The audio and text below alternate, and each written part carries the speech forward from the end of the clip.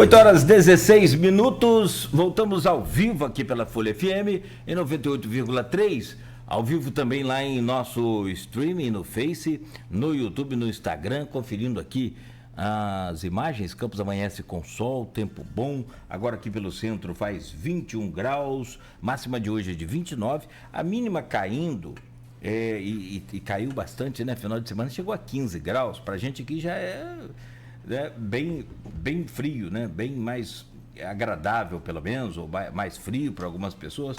Enfim, a máxima hoje é de 29, então a mínima caindo também mantém essa temperatura mais, apesar do sol, mais fraca um pouco, né? A temperatura mais baixa. Bom, voltamos com o Folha no Ar, que tem o oferecimento de Proteus, de Unimed Campos, Laboratório Plínio Bacelar e também de vacina Plínio Bacelar. Já falamos sobre patrimônio histórico aqui no programa hoje, e também sobre a estátua de Tiradentes, que foi, né, destruída parcialmente, foi decapitada há cerca de 10 meses e até agora o poder público não se manifestou, e a gente preocupado aqui com a retroescavadeira passar aqui pelo centro de novo, né? Campos tem uma retroescavadeira poderosa que destrói realmente, não tem conversa fiada, então a gente está preocupado com isso, para daqui a pouco não se inventar. Já que está destruída, vamos acabar de tirar o que sobrou. Então há uma preocupação muito grande daqueles que cuidam, que amam e que tentam preservar esse patrimônio histórico de Campos. E a gente volta agora para falar, nesse painel político de hoje, um pouco sobre as urnas de Campos, o que elas dizem sobre a nossa população, sobre o nosso eleitorado. Dá para bater o martelo, tipo, bom, Campos é extremamente da direita, ou é da direita, não precisa ser extrema, né? Extrema é ruim para tudo. Ou é da esquerda. Isso baseado em todos esses números. Eu li o blog do nosso querido professor Jorge Gomes Coutinho e acho muito importante, Aloysio, e meu caro Edmundo, só deixa eu achar aqui, tá aqui, só para que a gente possa então nortear aqui essa conversa e colocar o ouvinte também atento a isso que nós vamos comentar, isso que nós vamos falar aqui nessa bancada hoje, alguns números que eu aproveitei a oportunidade e tirei lá do blog do professor Jorge Gomes Coutinho, que traz aqui bem claramente o que é o voto do eleitor campista. E aí nós vamos entender o que é essa personalidade desse eleitorado. Eleição de 2002. Teve Garotinho no páreo, naquela eleição que ele teve mais de 15 milhões de votos no Brasil. E ele teve em Campos, naquele primeiro turno, 111 mil votos. Lula, do PT, 61. Serra, meio que direita, né, mais simpatizante à direita, do PSDB naquela época, 18 mil votos em Campos. 2002, segundo turno, Lula lavou 162 mil votos contra 52 mil votos de Serra. E aí vem 2006, nos dois turnos, Lula venceu também em Campos. 2010, José Serra fez 52,85% dos votos, somando 124 mil votos em Campos. Dilma, 110 mil votos. 2014, tem não sei se é um enigma, mas tem um recado também das urnas de Campos, que foi bem observado aqui pelo Aloysio Abreu Barbosa, na bancada, eu acho que foi da semana passada, mas também observado pelo Edmundo, lá no blog dele, que constatou que o George também observou isso e não combinou com o Aloysio, ou seja, não houve aquela combinada com os russos, como a gente sempre fala aqui. 2014, no primeiro turno, Dilma teve 87 mil votos, vou arredondar para adiantar. Marina teve 76 mil, e aí a Luiz observou, olha, se é pelo primeiro turno de Campos, os presidenciáveis que disputariam o segundo turno seriam duas mulheres, a Dilma e a Marina. O Aécio, naquela época, teve 66 mil votos. Mas o Brasil, então, contrário a essas urnas de Campos, ou Campos, ao contrário a essas urnas do Brasil, acabou projetando aí para o segundo turno Dilma e Aécio. Então Dilma teve também, né, toda aquela tragédia lá, e Dilma ficou com 54,67% dos votos e Aécio 45,33% dos votos. O que isso diz sobre Campos? As duas últimas eleições para presidente, a gente sabe, o Bolsonaro venceu em Campos. O que isso diz sobre o Campos? O que diz sobre o campista? Também o George Gomes Coutinho colocou lá, né, fazendo um comparativo com os Estados Unidos, é o swing voters, é o eleitor meio que pendulando para um lado, para o outro. Não é um eleitor tão... É possível afirmar que ele é de direita, de esquerda. Como que você interpreta esses números, meu caro Aloysio Abreu Barbosa? Eu conversei sobre isso com o George, com o próprio Edmundo. Tudo depende do Ortega Gasset, né? Homem ele e suas circunstâncias. Tudo depende do contexto. Num recorte mais amplo, o Jorge pegou de 2000, não foi nem 2002, ele pega a eleição de 2000 e faz 3 pleitos, até o último, que foi 2022. Para afirmar que o campista ele é um swing voter. Swing voter é eleitor pendular, né? Tipo boxe, pendula a cintura, ou capoeira, né? Pendula. Eu concordo, e Edmundo, em diálogo com... E, lógico, teve essas coincidências, né? Ele escreveu no mesmo dia que eu lembrei alguns dados aqui na entrevista com o Teseu Bezerra, presidente de Petro, do PT, pré-candidato vereador pelo PT em Campos. Lembrei isso, que Lula e Dilma já ganharam eleições em Campos, né? Presidenciais. Logo em 2002 tinha uma característica diferente, que era um campista participando da eleição, né? Foi Garotinho, foi muito bem votado, mas acabou, quem fez um turno com Lula foi Serra. Discordo de você que Serra seja de direita. Eu acho que Serra foi caçado como presidente da UNE pelos militares. Foi exilado. Então, uma pessoa dessa para mim não é de direita, acho Serra de centro-esquerda. Como sempre achei Fernando Henrique centro-esquerda também. Eu acho que essa taxação do PT foi altamente equivocada e contribuiu muito para gerar uma direita de verdade, que foi Bolsonaro, uma extrema-direita, né? A Serra... Um ministro da Saúde que quebrou a patente do AZT, eu acho que não é de direita, né? E que foi eleito pela ONU como o melhor ministro da Saúde do mundo, né? Esse cara mandou as falas do interesse das farmacêuticas para salvar a vida. Então, esse cara, para mim, não é de direita, né? E nunca foi, a trajetória política dele nunca foi né? Ficou, quando dividiu ele PSDB e PT, né? Ficou essa coisa. A Aécio, tudo bem, a Aécio botar na centro-direita, sobretudo depois que se revelou o apoio dele a Bolsonaro. Centro-direita e direita. Serra e Fernando Henrique, eu julgo centro-esquerda. Alckmin é centro-direita e está hoje vice de Lula, né? Então, isso é muito dinâmico, né? Agora, veja bem, o recorte que o Jorge fez, eu acho que está correto o raciocínio, o Edmundo também fez, dialogando com ele, está correto assim, no corte mais longo, que é de 2000 a 2022. É um corte de 22 anos. O que eu tenho visto, não só com base nas urnas, não só de Campos, como São da Barra, municípios circunvizinhos aqui, Macaé, Bolsonaro deu lavada em 2018 e 2022. Lavada, né?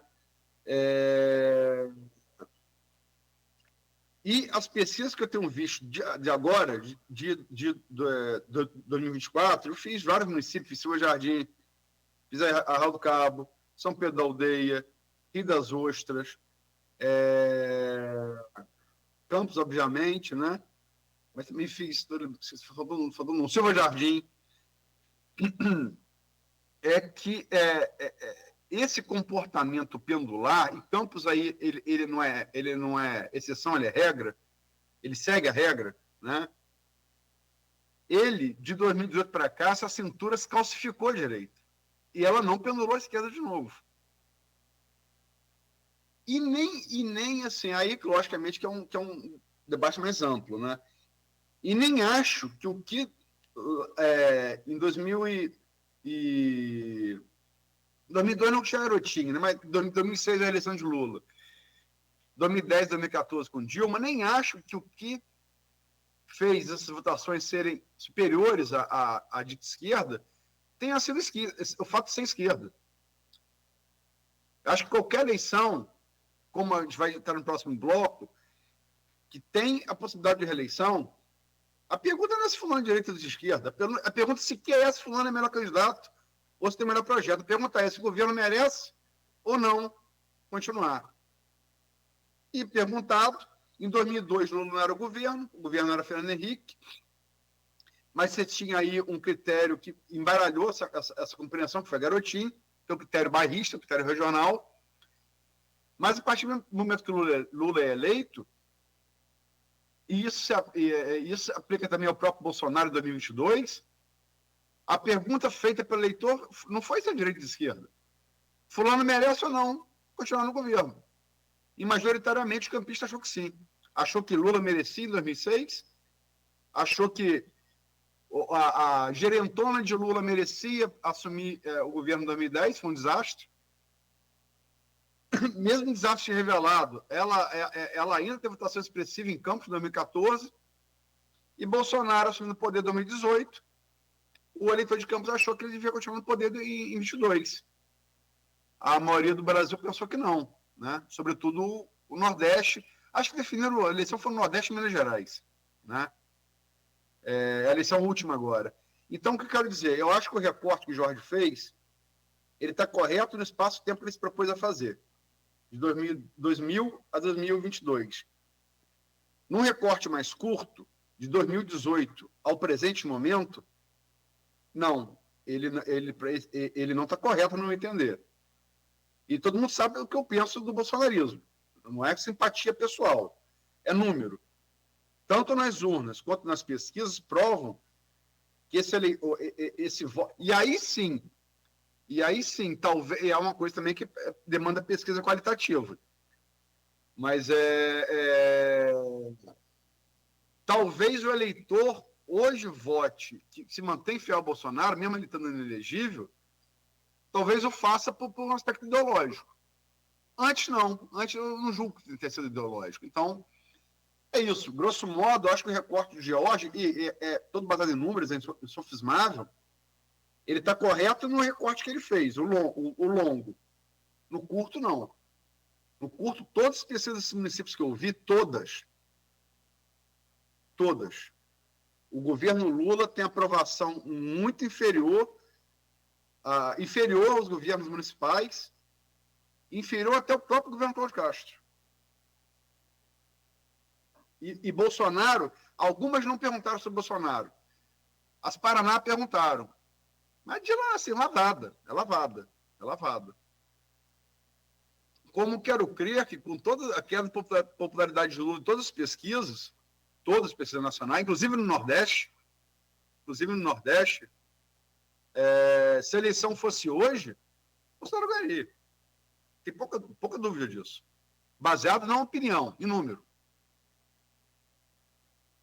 Então, acho isso. O recorte de Jorge, que o Edmundo também dialogou, ele está correto naquele recorte. Se você fechar o recorte, tipo assim, tirou uma foto aqui, sai o quadrinho do Nogueira, o quadrinho do Edmundo, o quadrinho do Aloysio. Tira uma foto do corte do queixo de Edmundo. É uma coisa diferente. Entendeu? Então, no recorte mais curto, não. Eu acho que o eleitor ele pode voltar a pendular, por óbvio. Mas não, ele está calcificado à direita. Sem muita dúvida para afirmar isso. Sim, sim. Deixa eu trazer. Você também escreveu, né, Edmundo? Inclusive no seu blog, tá aqui, ó, rapidamente, e colocou lá Edmundo Siqueira. Campos é mesmo conservadora? Eu vou te fazer essa pergunta e, claro, evidentemente, que aí você, né, discorre sobre isso que o Aloysio acabou de falar agora aí, sobre esses cortes, esses recortes todos aí. Por favor, Edmundo.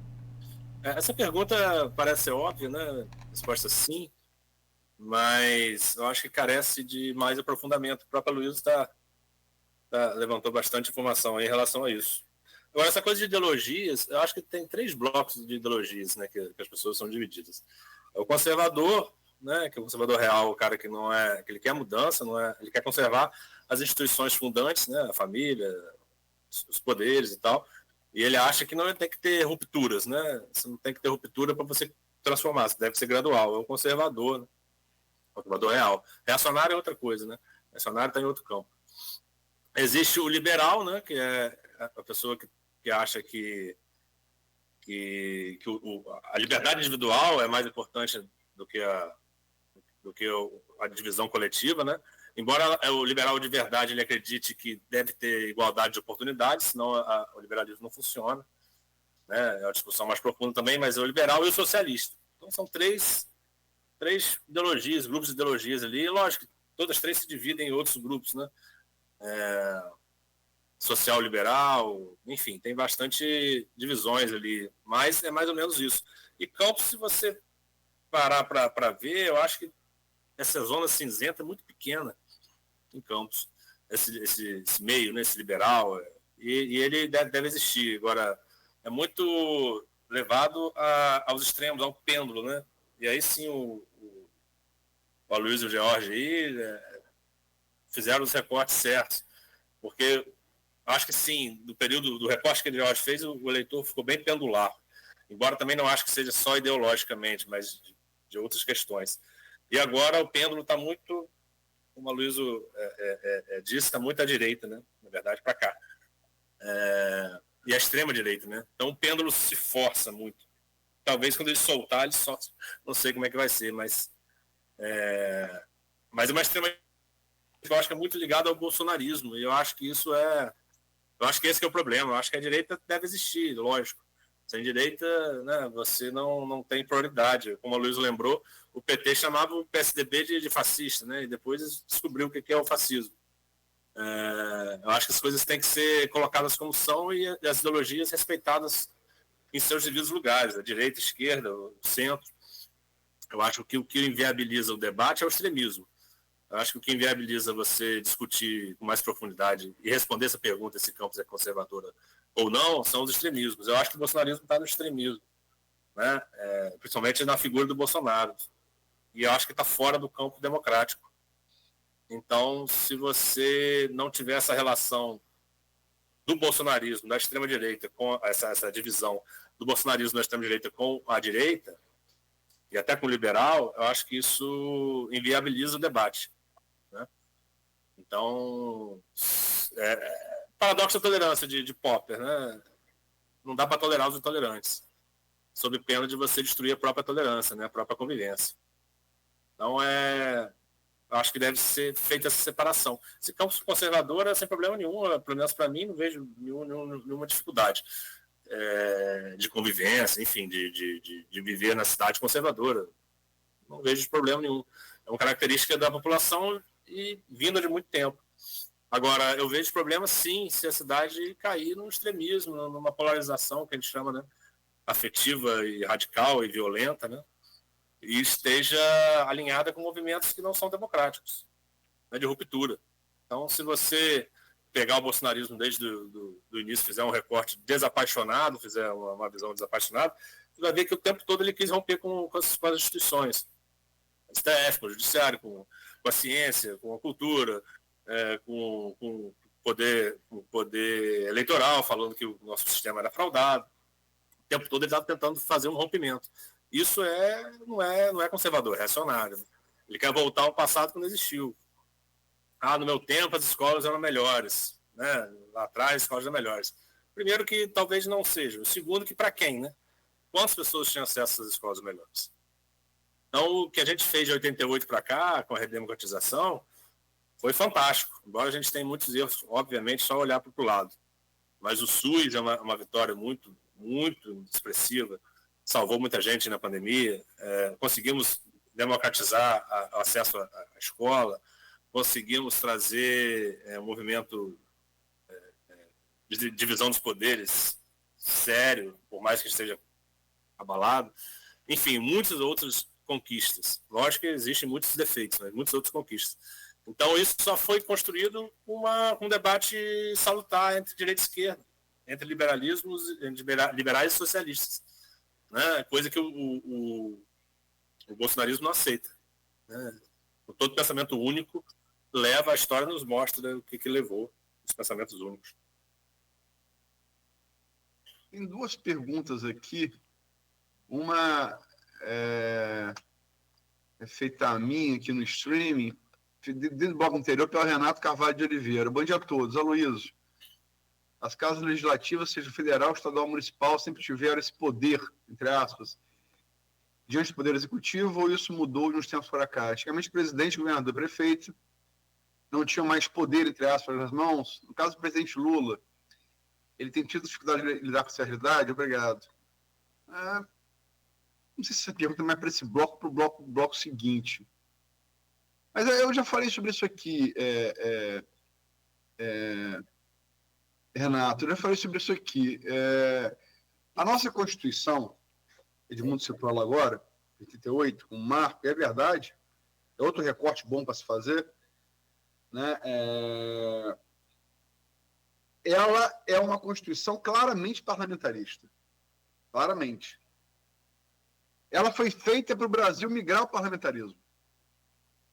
Só que aí veio o plebiscito de 93 e a população escolheu o presidencialismo.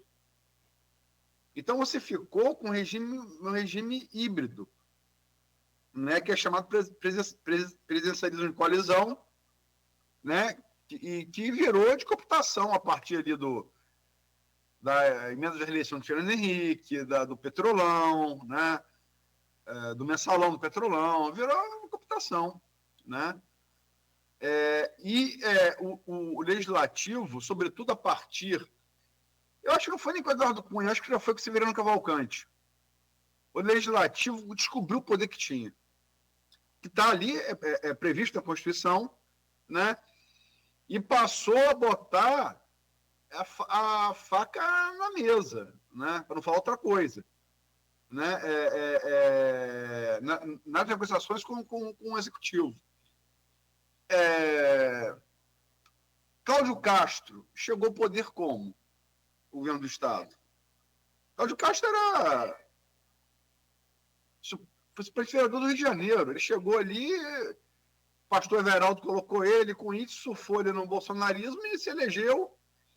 A Alerj tirou ele do poder e Cláudio Castro assumiu, né? E, de fato, quem manda de lá para cá é a Alerj, no estado do Rio de Janeiro. Não é nenhum exagero dizer que o Rodrigo Bacelar, por mérito dele, por óbvio, né, tem muito mais poder real hoje do que o próprio governador, né?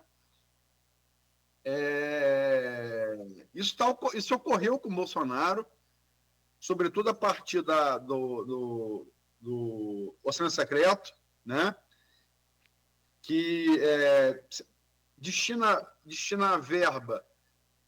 Nogueira, você é deputado aí de Italva, manda a verba para lá para construir, sei lá, uma creche e tal. Você não tem nem dito onde vai ser a creche, o projeto, quanto foi investido, a planta técnica. Isso é uma festa. Isso é um convite à corrupção.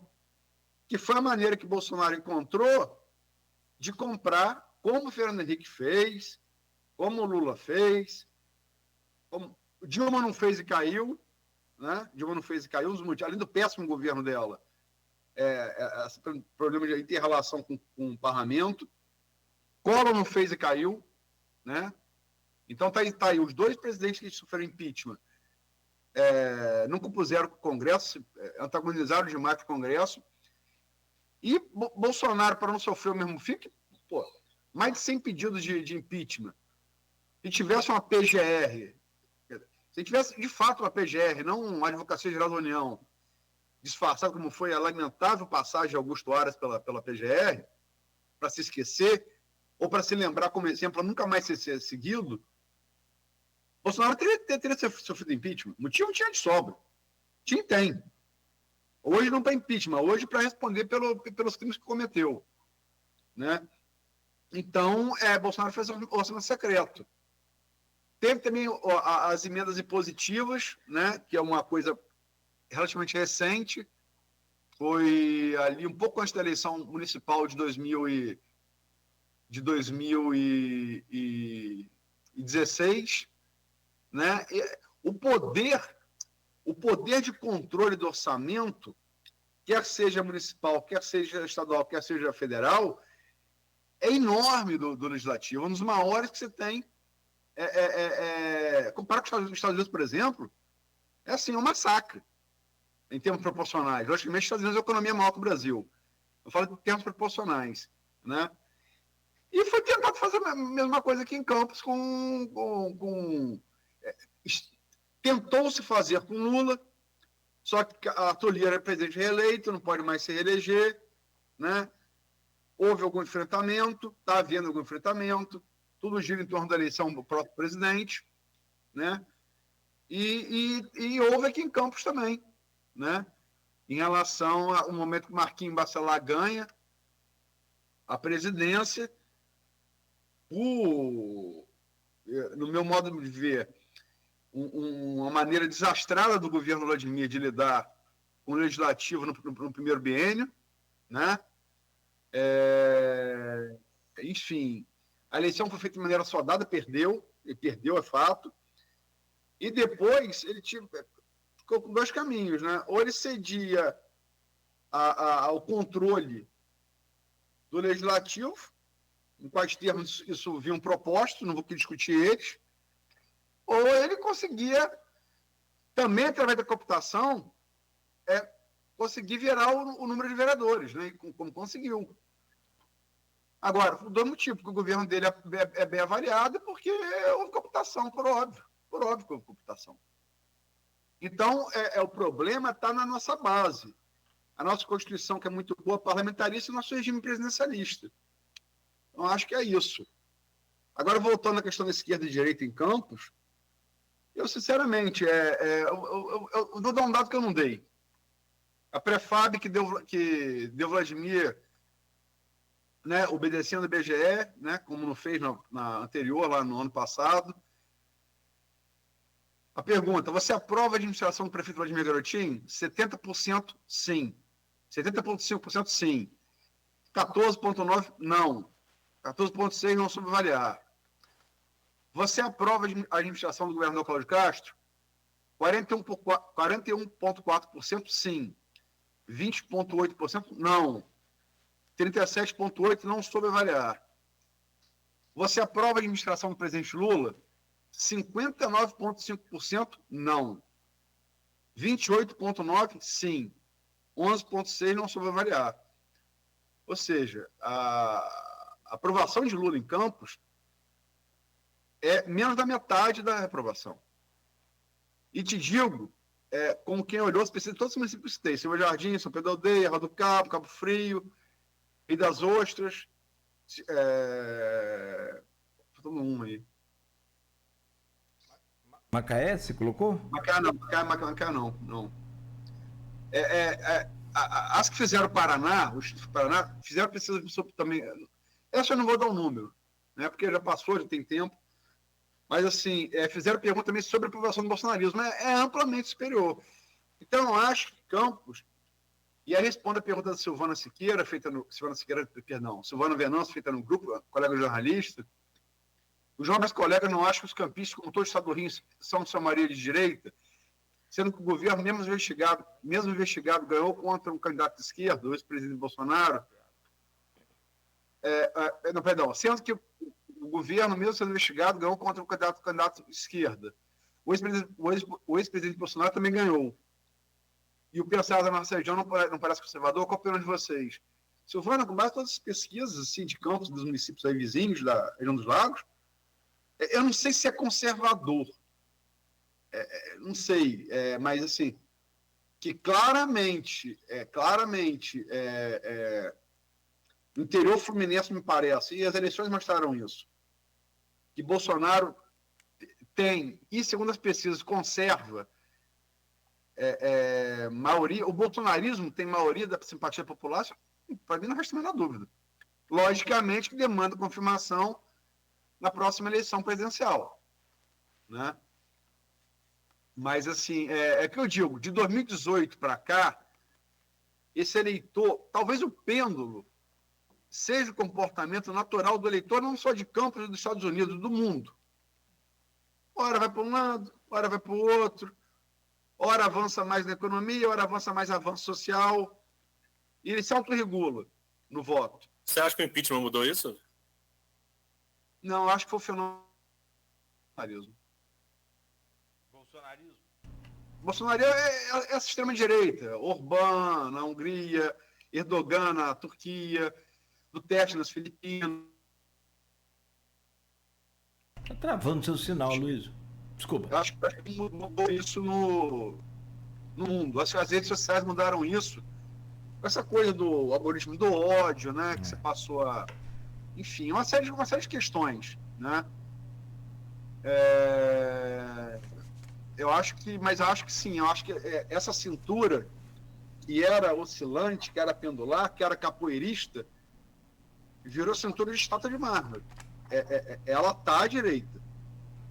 Isso não é um desejo, mas é um reconhecimento ao fato.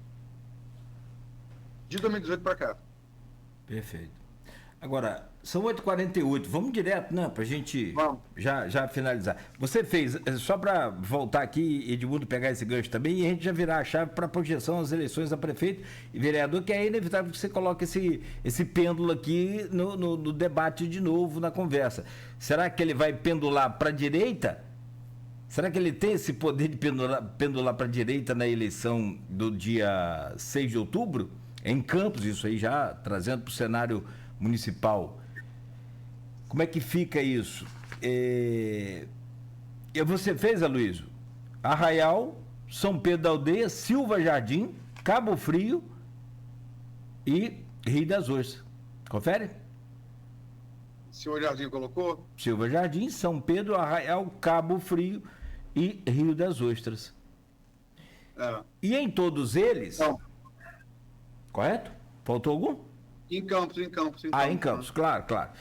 Então, em todos eles, e aí, Edmundo, já vou colocar e você já engata as duas aí, a da direita e esquerda, esse pêndulo.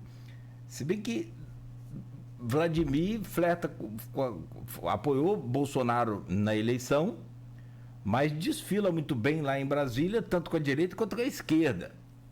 Já vimos isso, motivo até de polêmica nas redes sociais lá, além do petáculo, né? E aí eu trago aqui uma outra questão. Governo bem avaliado, como também a Luiz já trouxe mais cedo aqui, agora recente, onde ele cita aí a pesquisa, essa última feita pelo Instituto... Deixa eu só localizar aqui, calma aí. Esse último... Prefab Futuro. Obrigado, Luiz. Em que Vladimir aparece também com 70% de aprovação, em média. Vamos colocar assim, né? Arredondando. E em todos esses aqui que a Luísa trouxe, que foi Arraial, São Pedro da Aldeia, Silva Jardim, Cabo Frio e Rio das Ostras, todos eles têm aprovação do governo com relação direta na intenção de votos para o próximo pleito, ou seja, Arraial do Cabo tem aprovação do governo, tem também o próximo candidato com o percentual alto para disputar a eleição. Silva Jardim, também Cabo Frio, Rio das Ostras, eu acho que é uma exceção aqui, não é, Luiz? Eu lembrei o outro, é Casimiro de Abreu. Casimiro de Abreu. Lembrei o outro. Boa. Tá, em Casimiro, por exemplo, o prefeito não é bem avaliado, o candidato dele está em segundo lugar. O mesmo acontece com o Rio das Ostras, não é isso? Exatamente. Prefeito não bem avaliado, candidato à Candidato posição, em segundo lugar. lidera. Nas pesquisas, a intenção de voto.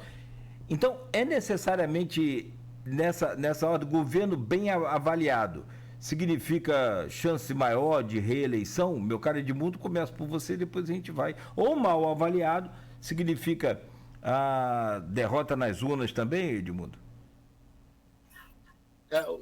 A eleição que tem um prefeito como candidato, né? Ou quem é apoiado por ele, como o Luiz sempre fala aqui, é plebiscitária, né? Não só prefeito, como os cargos do executivo. Então, se você... A pergunta é, ele merece continuar, né? Está fazendo um bom governo e tal.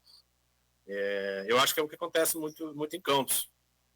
A eleição do Rafael, né? que ele era candidato à reeleição, foi muito em torno da sua rejeição, né? Ele tinha uma rejeição alta. E agora o Vladimir tem uma aprovação alta. Então, é muito plebiscitário. O campista vai ter que decidir, eu acho que vai decidir em 6 de outubro, muito nessa linha, de que você vai dar um voto de confiança para o governo continuar ou não. Claro que, depois das convenções, os candidatos vão ser colocados, né,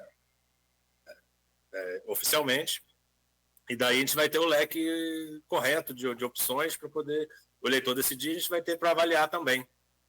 Talvez esse voto plebiscitário não mude a essência, mas mude um pouco o caminho dele, né? As pessoas optem por candidatos ali que não estejam novidades, enfim, esse tipo de coisa. Mas é muito, principalmente na cidade, né, que afeta o nosso dia a dia, é muito nessa relação de continuar ou não, de permanecer ou não o governo que está e tal.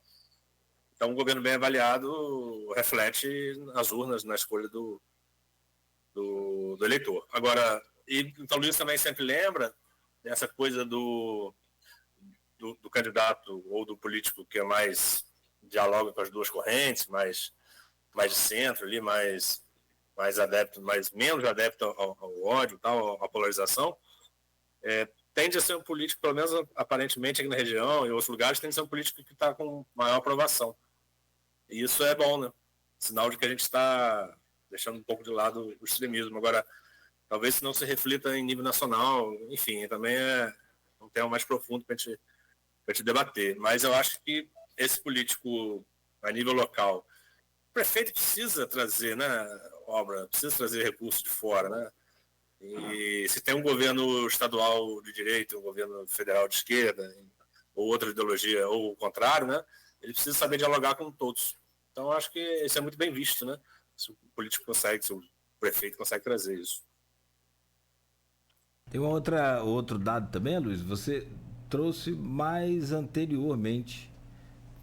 Eu tô só na dúvida aqui sobre os números, mas a aprovação também da Carla Capucci em São João da Barra dá uma catapultada, vamos dizer assim, nas intenções de votos, que pode inclusive superar o índice de votos obtidos pela antecessora dela e até candidata a prefeita com ela como vice, a Carla Machado. Há expectativa até disso também, que é um outro dado de um outro município também, que aí traz essa base assim, governo bem avaliado, né, intenção de voto alta nas urnas, nas pesquisas.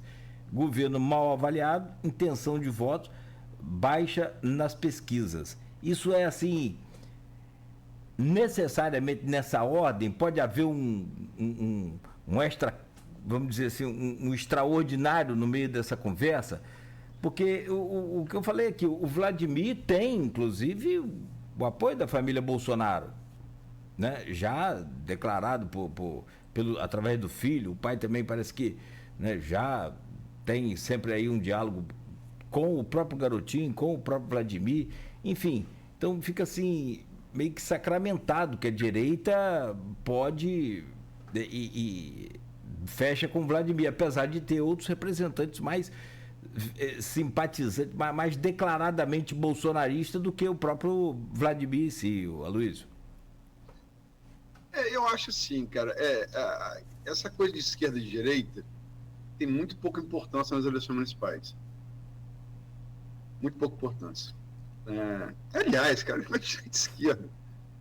Para nós, pô, isso é a disposição física da Assembleia dos Estados Gerais na Revolução Francesa. Vamos combinar, tem um tempo, né? Tem um tempinho, né?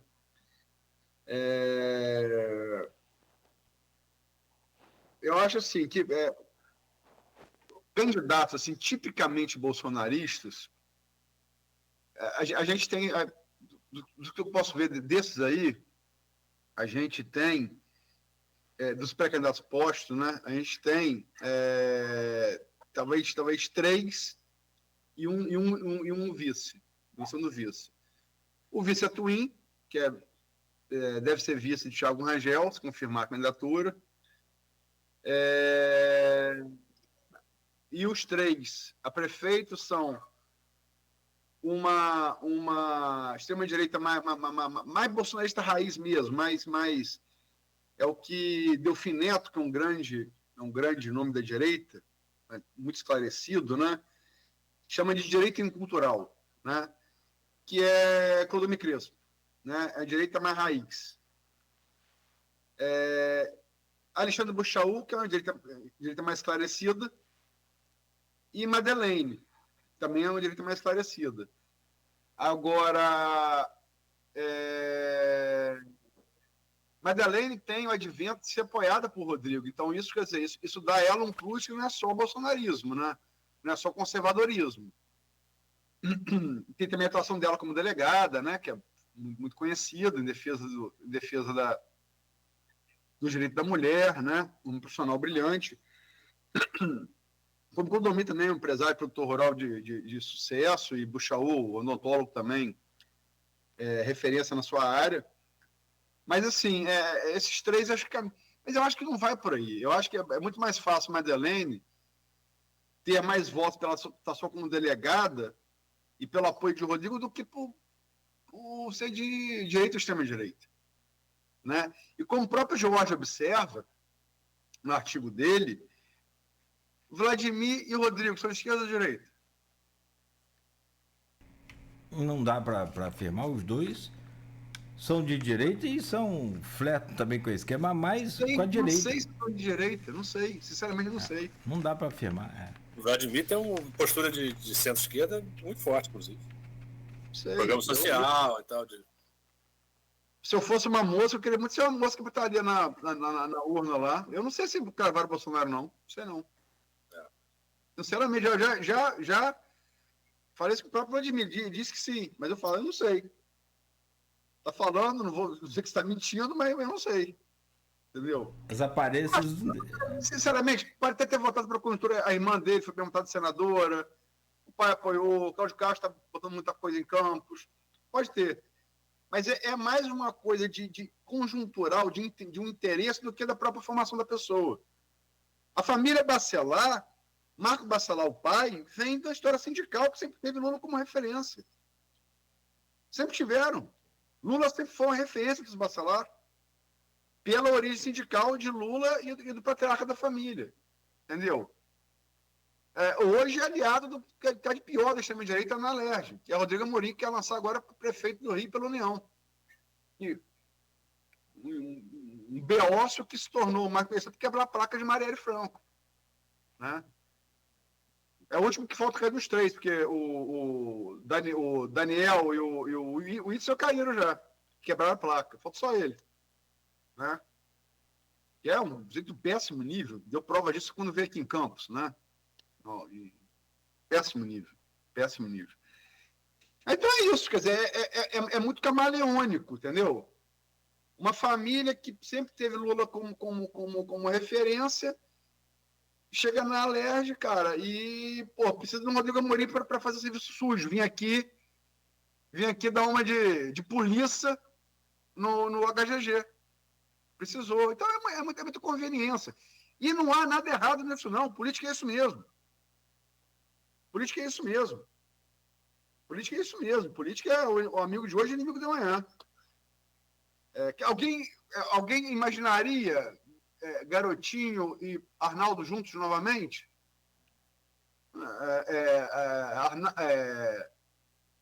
Você estava lá, você foi o âncora do programa. Vladimir me pergunta, Caio, qual a melhor maneira de combater a corrupção, Caio? A primeira coisa, Vladimir, não deixar você se eleger. Exatamente.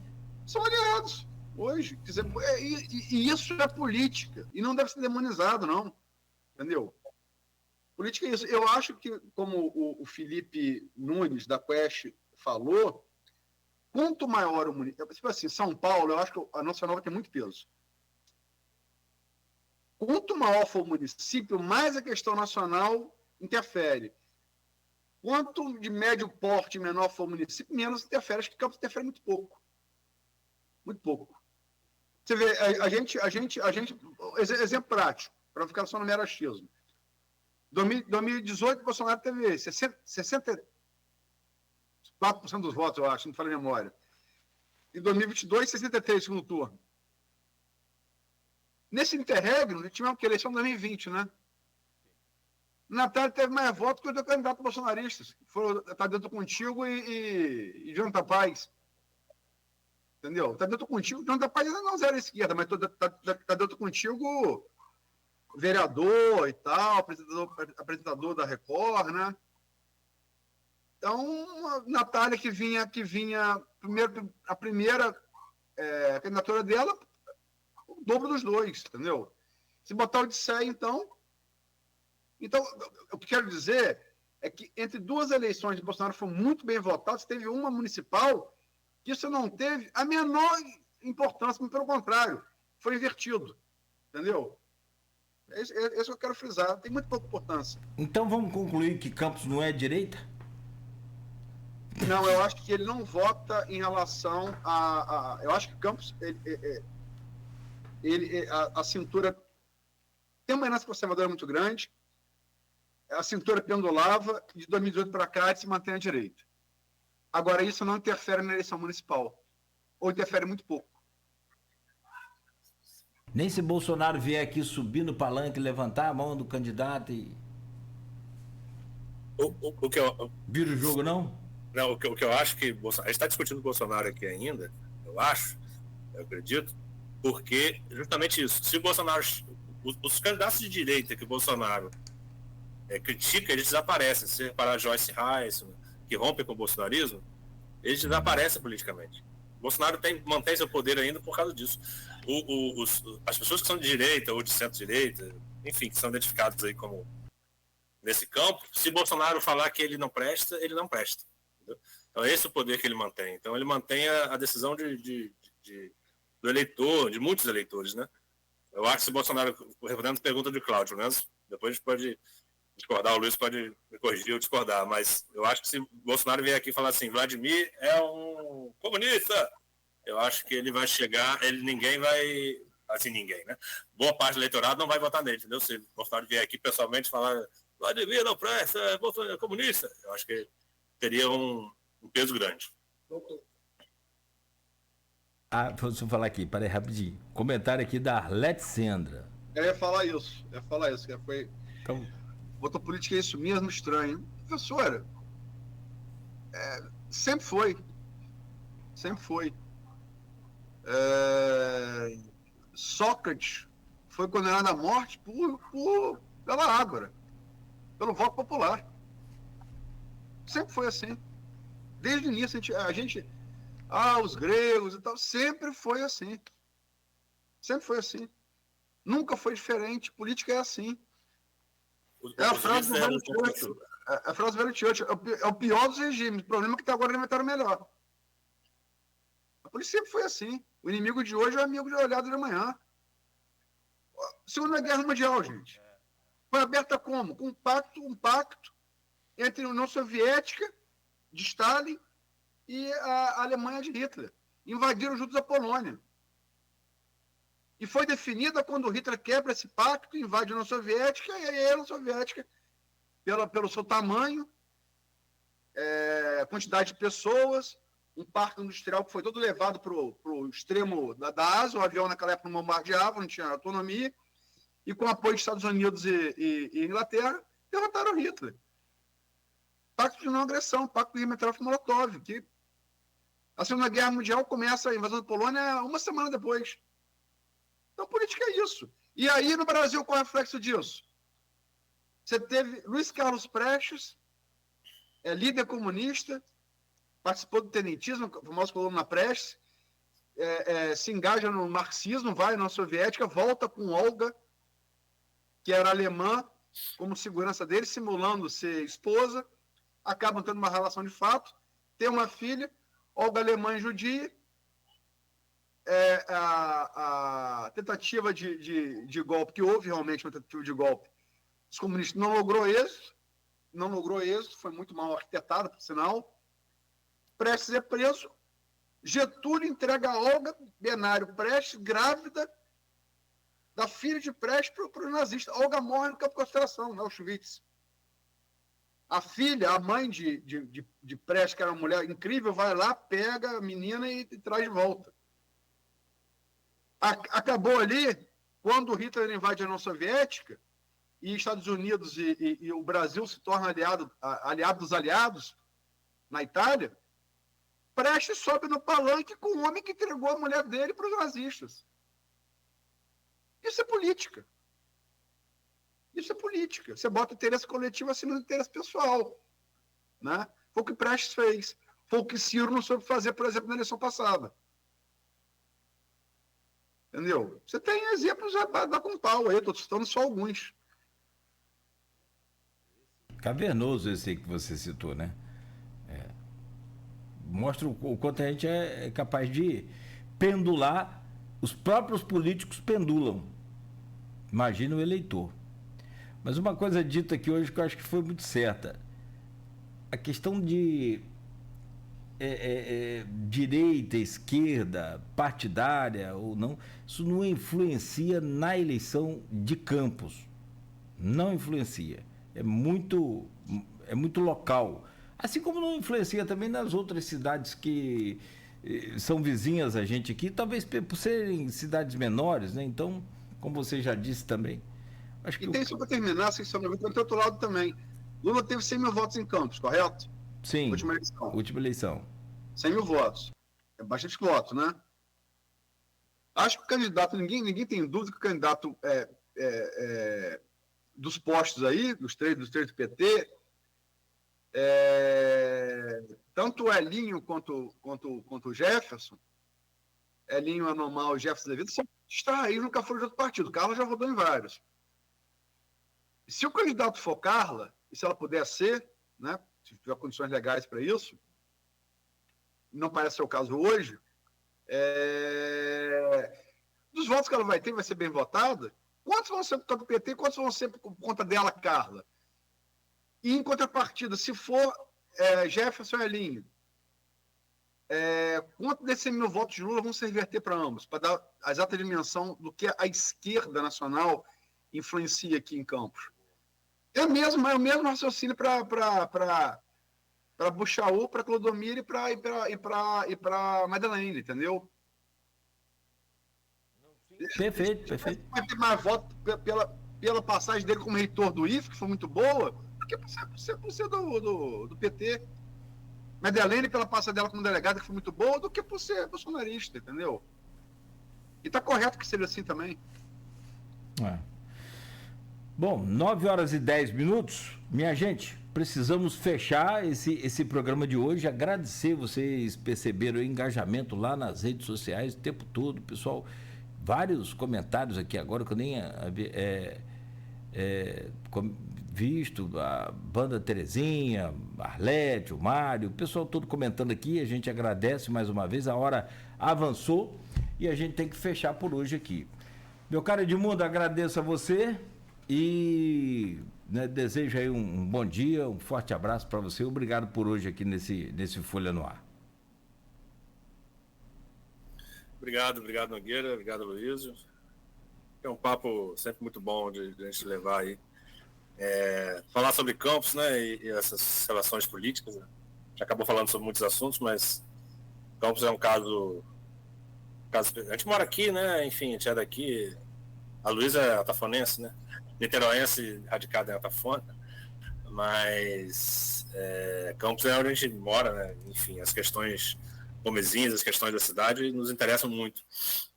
eu acho que devem ser mais debatidas. Inclusive, em outros lugares, na academia, precisa ser... A academia publica muito, mas eu acho que ela deve abrir mais o campo para discussão. E só para fechar, o Luiz estava falando sobre a cabeça do Tiradentes, lá, que conseguimos fazer uma coisa, se for escrever, né, seria ficção fantástica, né? O Luiz falou do Gabriel Garcia Marques. Eu lembrei de uma história do Nelson Rodrigues, um gênio, né, dramaturgo, um gênio jornalista. Acho que é inegável a genialidade. Ele separou a capa do jornal lá uma vez para poder publicar um incêndio que aconteceu, acho que em Ipanema, uma coisa assim. E aí mandou um repórter lá, um foca lá, um repórter iniciante, para cobrir e mandar para ele que ele estava tudo pronto. Aí o repórter voltou tarde, né? Aí chegou lá e falou, e aí, cadê a matéria? O Nelson Rodrigues. Aí o jornal do pai do Nelson Rodrigues, né? Aí o repórter falou, não tinha nada não, aquilo foi um incêndio, não teve nada demais. Acabou. Nelson Rodrigues não tinha mais nada para colocar na capa, falou, meu Deus, o que eu vou fazer agora? Mas não viu nada lá, vi só um passarinho lá numa gaiola lá que estava se agonizando. Volta lá, corre, fotografa esse passarinho e volta para mim. Voltou, fotografou, aí Nelson Rodrigues botou na capa, assim, incêndio em Ipanema destrói fauna e flora do Rio. Aí é a genialidade do cara, mas Campos eu acho que não precisa muito de descobrir essas coisas, porque a gente tem uma cabeça de Tiradentes que rolou pela segunda vez no nosso centro histórico. Mas, enfim, obrigado e bom dia a todos. Valeu, Edmundo, valeu. Deixa eu trazer também aqui, fechar com a Luiz, 9h12. Luiz, obrigado também por hoje. Bom esse painel, bom a gente sempre fazer esse encontro aqui, né? Trocar essas ideias. Que bacana ainda que a gente conta com essa interatividade com o ouvinte, com o nosso seguidor. Né? Muito bom. Obrigado por hoje, Aloysio, e até amanhã, se Deus quiser. Obrigado, Cláudio. Amanhã vamos voltar com Redinho Black, marceneiro, referência aqui na cidade, inclusive para falar também dessa questão de patrimônio, um pouco ele também, ele faz restauração também, uma figura da melhor qualidade, muito conhecido, muito querido na cidade, profissional de altíssima qualidade. Agradecer você, agradecer o Edmundo, 9h13, mas Cristiano passou também, né? Então ele deu teflon pra gente. Eu acho que quero dizer uma coisa que às vezes pode ficar meio confusa. Eu, em política, eu não analiso o que eu penso para mim e para a minha coletividade. Eu analiso o que é. Política, para mim, sinceramente, sobretudo em cargo executivo, não existe, menos do que esquerda e direita, existe dar certo ou dar errado. Né? Dar certo ou dar errado. Eu tenho muita dificuldade em conversar com quem, por exemplo, se presta a defender os governos Dilma ou Bolsonaro. Porque, independente da ideologia de um ou de outro, se estão de esquerda ou de direita, são governos que deram errado. Você olha para os índices econômicos todos, e a despeito da pandemia de Bolsonaro, se fala melhor a despeito da pandemia, números muito ruins, né?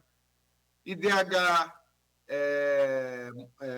dólar, Ibovespa, emprego, cesta básica, são números muito ruins, são governos que... Agora, eu sempre vou analisar a política como que ela é. O problema das pessoas é achar que o mundo é como queria que fosse. Não é.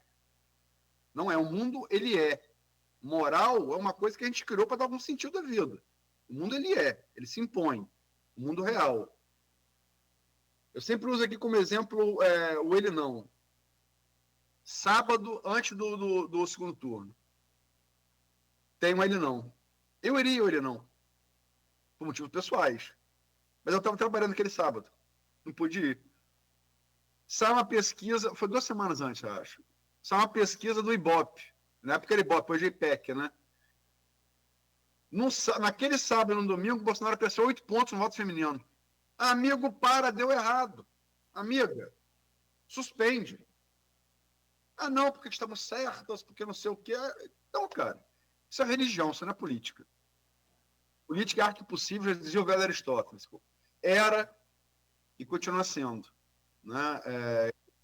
Repetir de novo a frase de Churchill. O pior dos regimes. Só o problema é que vai ter o melhor. E dá trabalho, hein? Perfeito. Fechamos então esse Folha no Ar de hoje, de volta amanhã às 7. Obrigado mais uma vez a Luiz, Edmundo, a você que nos acompanhou até aqui também. Nossa gratidão. Continue ligado, continue na Folha. O Folha no Ar volta às 7 horas da manhã. Oferecimento de Proteus, Unimed Campos, Laboratório Plínio Bacelar e Vacina Plínio Bacelar.